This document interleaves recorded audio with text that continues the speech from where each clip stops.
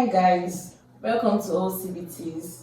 My name is Faith Badru, and today we are going to be looking at the topic gas laws. We'll be looking at Boyle's law, Charle's law, Avogadro's law in chemistry. Sit back and relax. We'll be right back.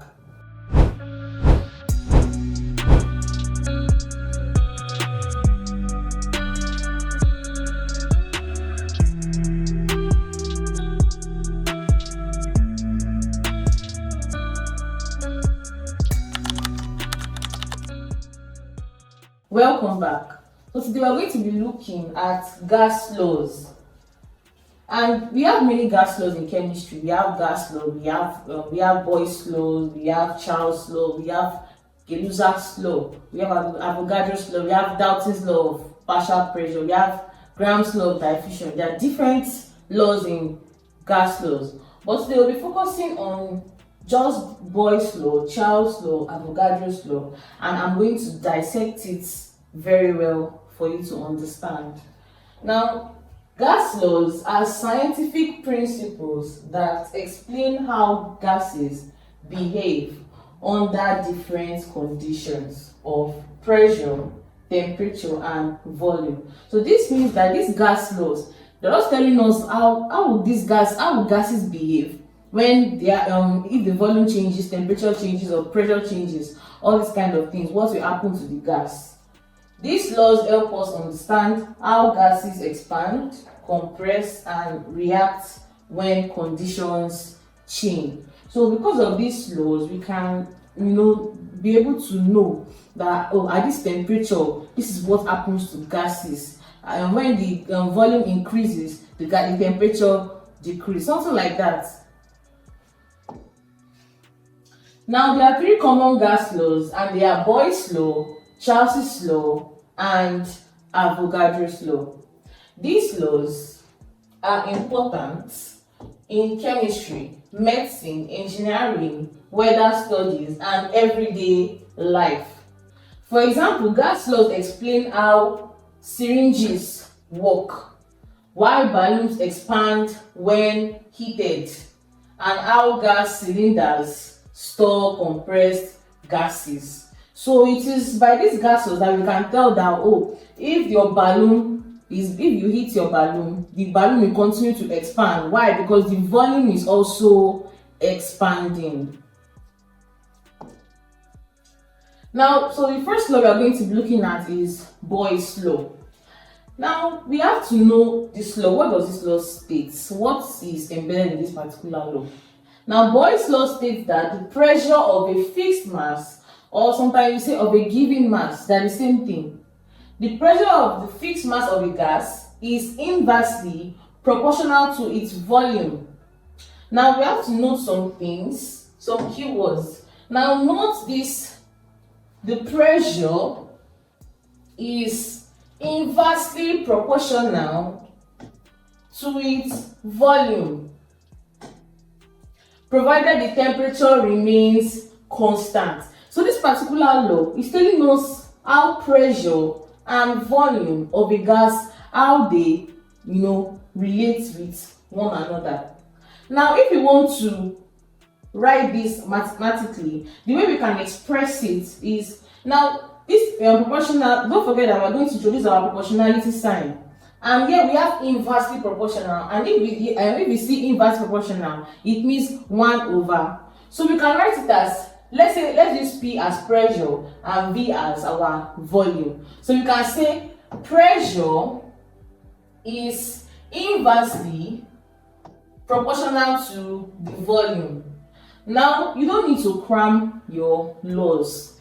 If you only know this expression in your head, that P for Boyle's law, P is inverse proportional to volume, trust me, you have to state the law anywhere, anytime.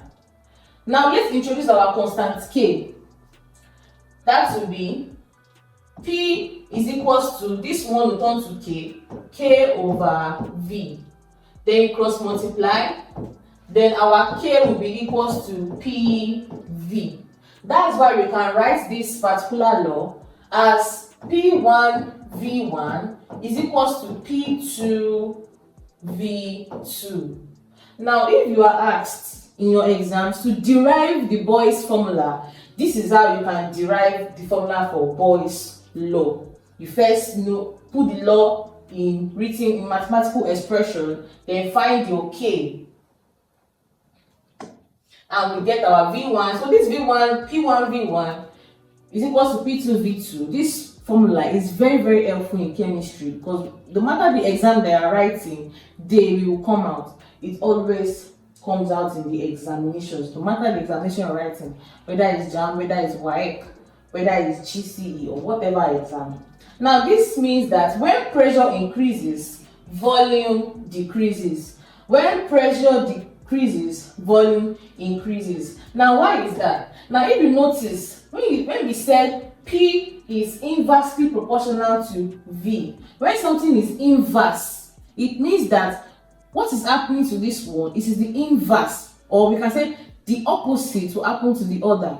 Now we have said that pressure is inversely proportional to the volume of a gas. That means that in a gas, if the pressure is being increased, the volume will be decreased.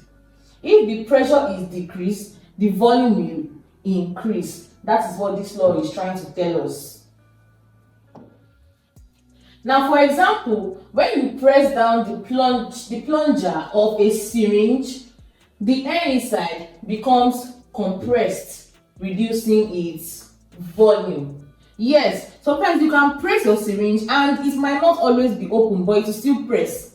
Now you are increasing the pressure, and as you're increasing the pressure, the volume of the gas, is getting compressed. The air is getting compressed. Then the volume is also decreasing. So this is a real life example for the law. As we have said earlier, the formula is P1 V1 is equals to P2 V2. Now, where P1 is the initial pressure, V1 is the initial volume, P2 is the final pressure, and V2 is the final volume. Now, let's look at some importance of Boyle's law.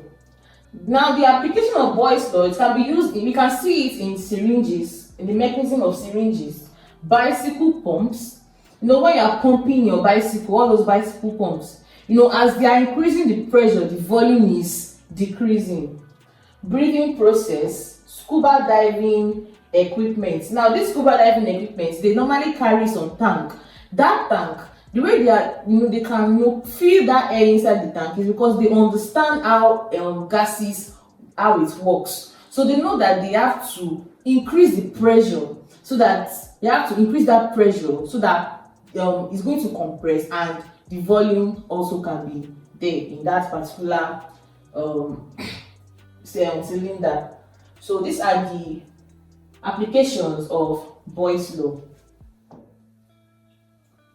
Now let's move to Charle's law. Charle's law states that the volume of a fixed mass of a gas is directly proportional to its temperature, provided the pressure remains constant. Now you should notice something, that in Boyle's law we saw provided the temperature remains constant, but here in Charle's law we are seeing provided the pressure remains constant. So you have to actually note that, because you can be asked that which of these parameters is constant in Boyle's law. They can also ask you questions like that. So in this law, let's take note of some things. Let's take note of the volume is directly proportional to the temperature, provided the pressure remains constant. Now let us express this mathematically. Now let us say volume is going to be V and temperature is going to be T. Now if we want to write this in mathematically, we write it like this: V is directly proportional to T. Now the reason why we are not putting 1 over like we did previously in Boyle's law, because that 1 over means inverse, but here it is directly, so we don't need to put anything like 1 over. Now don't forget that we have to remove this sign. We have to change it to an equal to sign, and if we are changing this, we have to introduce the K, constant K.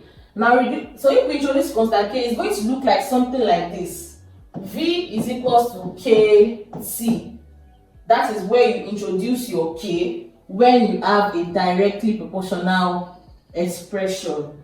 Then let us make K our solid of formula. Let's divide both sides by the coefficient of K, that's T. T here will cancel T here. Then we can say our K is equals to V over T. Now because we have K is equals to V over T, we can now put our expression as V1 over T1 is equals to V2 all over T2. Now this is the final expression for Charle's law. This is how we derived the formula.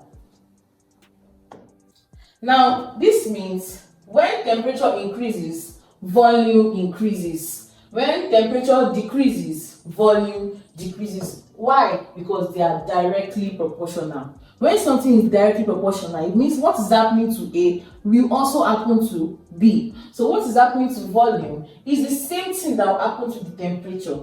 That is why, so that's the difference between Boyle's law and Charle's law. Charle's law is direct, while Boyle's law is an inverse proportionality. Now, for example, a balloon expands when placed in a warm environment. So that means the higher the temperature, the bigger the volume. That is what this law is telling us about. Now the formula we have seen earlier is V1 over T1 is supposed to be V2 over V2. Now V1 is the initial volume, T1 is our initial temperature, V2 is our final volume. When you see 2, we're talking about the final volume, and T2 is our final temperature, like we have here. Now note that temperature must be in Kelvin. Yeah, this is something that you must note. When you are calculating for any gas law, make sure that your temperature is in Kelvin, because Kelvin is the, for this gas law is the SI unit of temperature. So we must use Kelvin. If your question is in Celsius, you have to convert it to Kelvin. And how do we convert from Celsius to Kelvin? To convert from Celsius to Kelvin, what we do, let's say you have something like, X degrees Celsius, you add 273. Now that will now give us your Kelvin. That's how you convert to Kelvin, by adding 273 to Celsius. And if you have it, if you are in a situation that you want to use your Celsius, you want to convert from Kelvin back to Celsius, you just subtract it back. Now, importance of Charle's law. Hot air balloon, refrigeration systems, weather balloons, gas storage systems. So these are some applications of Charle's law. Now let's look at Avogadro's law. Avogadro's law states that equal volumes of all the gases at the same temperature and pressure contain the same number of molecules. Now, this particular law is telling us that equal volumes of, if you have a gas, now the equal volumes of gases, they contain the same number of molecules. Now, for example, this means that the volume of a gas is directly proportional to the number of moles of the gas, provided the temperature and pressure remains constant. Now, this is the law. Equal volumes of all the gases, I think, at the same temperature and pressure contain the same number of molecules. But we need this second meaning or statement in order for us to derive a formula.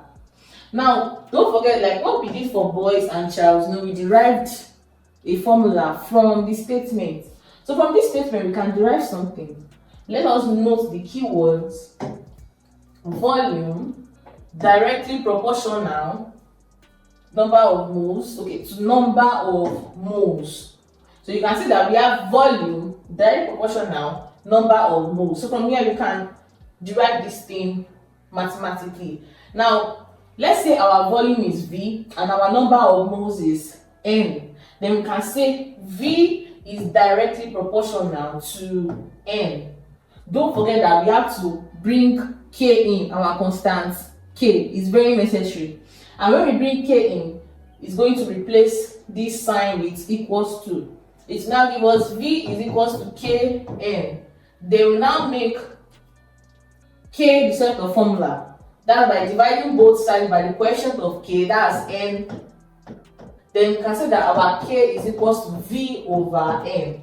Then for Avogadro's law, we can say that the formula that we'll be using, the mathematical expression, is V1 all over N1 is equals to V2 all over N2.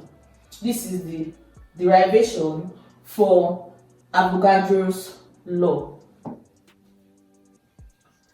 As the amount of gas increases, the volume also increases. Why? Because the relationship is a direct relationship. What is happening to the volume is happening to the number of moles. Now, when the V1 is initial volume, the N1 is initial number of moles, the V2 is the final volume, and the N2 is the final number of moles. Let's look at some important stroke applications of Avogadro's law. Now, in the chemical reactions involving gases, we use this. Yes, because sometimes, especially in your acid-base titration, when you are doing your acid-base titration, you will notice that they will give you a formula that looks like CAVA over CBV is equals to NA over NB. Now that NA over NB, that is the number of moles. They will now tell you to, write your equation. You will now get that your moles by the number of volume that was there. That is how we, use it in chemical reactions. Now also, industrial gas production, we use this in industrial gas production to know the number of moles that you add there by knowing the volume. So if you know the volume, you know the number of moles. We use it for laboratory experiments. We have it for determining molecular quantities. Now let's look at some differences between gas laws, between the Boyle's law, Charle's law, and Avogadro's law. Now, for the relationship, Boyle's law is the pressure is inversely proportional. The pressure is inversely proportional to the volume. While for Charle's law, the volume is directly proportional to the temperature. And while for Avogadro's law, the volume is directly proportional to the amount or number of moles. Now, the constant factor in Boyle's law is temperature, while for Charles's law is pressure is the one that is constant. Just know that the one that you are not seeing in the equation, that's the one that is constant. And for Avogadro's law, know that we're only seeing volume here. We're not seeing pressure, we're not seeing temperature. So that means that pressure and temperature are constants in Avogadro's law. Now let's look at some examples. Example 1. A gas occupies a volume of 8 cm³ at a pressure of 2 atmosphere. Sometimes they can give you a pressure in millimeter mercury or they can give you in atmosphere. They are all units of pressure. If the pressure increases to 4 atmosphere, find the new volume. Now, something about calculating these particular laws are that some people have problems. They don't know the one that they use for their P1. They don't know that the one that they use for their V1, their P2, V2. They don't know what they use. Now, the first way you can denote, because for you to know the formula you're going to use, you have to know the law. That question, is it coming from Boyle's law? Is it coming from Charles's law? Is it coming from Avogadro's law? You have to know the law that your question is coming from. Then that's why you have to take your parameters first. Now, if we're taking our parameters, the first thing you do, look at your question. The first parameter is 8 cm³. just note it. Then you have 2 atmosphere, you have 4 atmosphere. Then you know that you have parameters of volume and pressure.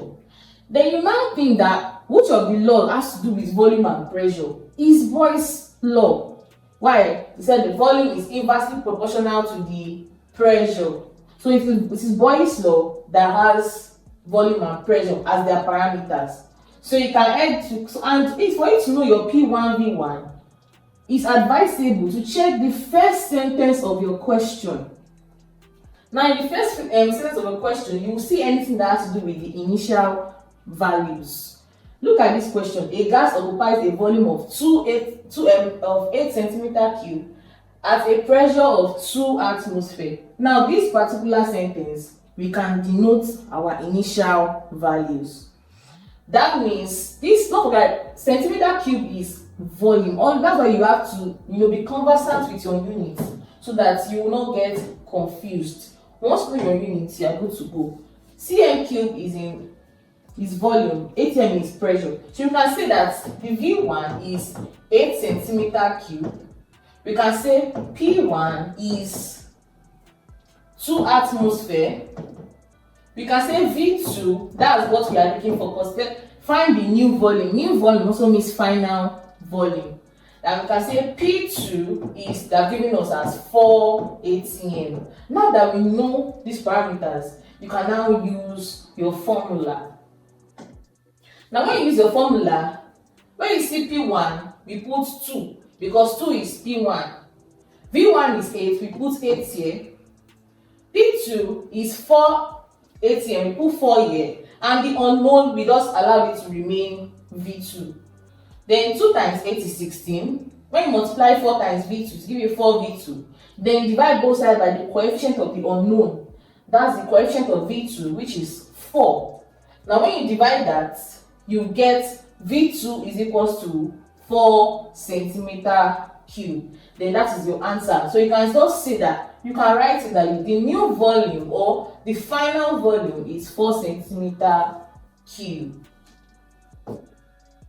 Now example 2, let's do another example on Charle's law. And I've told you how to denote if that question, because sometimes they will not tell you that. From Charle's, they will not tell you that. You don't have to denote from yourself. So from this question, we have 5 liters. Now liters is in volume. Don't be confused, it's in volume. And 300 Kelvin, that is temperature. So you can say we have V and T. That is Charle's law.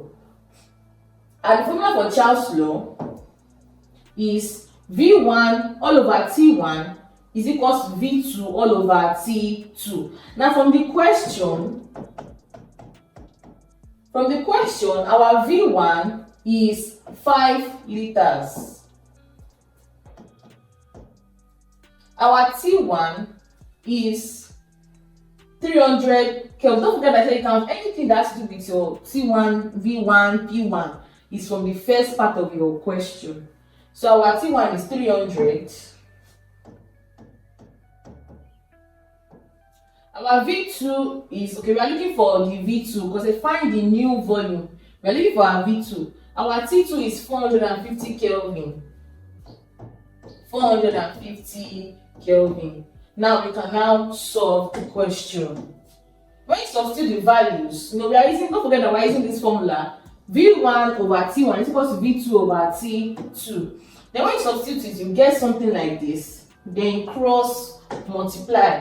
When you are cross multiplying, this one will multiply this. That will be 5 times 450. You don't forget your equal to sign. This one will multiply this one. That will be 300 times V squared. And that takes us to, if you multiply 5 times 450, that's 2250 is equal to 300 V. Then divide both sides by the coefficient of the unknown. Now the unknown is V2, the coefficient of the unknown is 300. So you divide both sides by 300. Then it's going to give us 7.5 liters. Sometimes they can tell you to convert to centimeter cube, you just know that you are going to divide it by 1000. Now our answer, the new volume is 7.5 liters. Now our conclusion is that gas laws helps to explain how gases behave when pressure, temperature, or the amount of a gas changes. Boyle's law explains the relationship between pressure and volume, as we've said earlier. Charle's law explains the relationship between temperature and volume, while Avogadro's law explains the relationship between the amount of gas, or we can say the number of moles, and volume.